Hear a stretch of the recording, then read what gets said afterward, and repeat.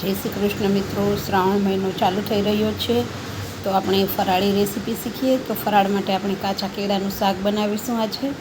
તો સૌપ્રથમ કાચા કેળાને મેં ધોઈ સાફ કરી અને સમારી લીધા છે અને એક કુકરમાં તેલ ગરમ મૂકી તેમાં જીરું, મીઠા લીમડાના પાન અને સિંગદાણા એડ કરી દીધા છે. તેને આપણે સરસ હલાવી લઈશું. હવે આપણે તેમાં એક ટુકડો આદુનો અને અડધું કેપ્સિકમના ટુકડા પણ એડ કરી દઈશું અને કેળાને મેં આવી રીતે ઊભી ચીરીઓમાં સમારેલા છે તે પણ એડ કરી દઈશું.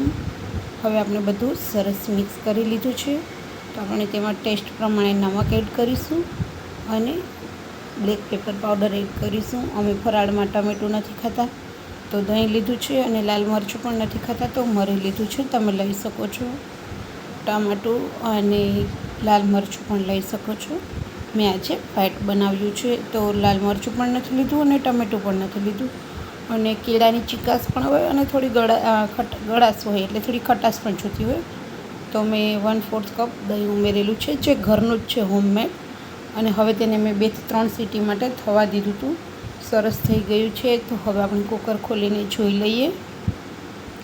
જુઓ, સરસ શાક થઈ ગયું છે, એકદમ સૂકી ભાજી જેવું જ. પણ આ આપણે કાચા કેળાનું બનાવીશું કે વારે વારે આપણે બટાકું ન ખાવું.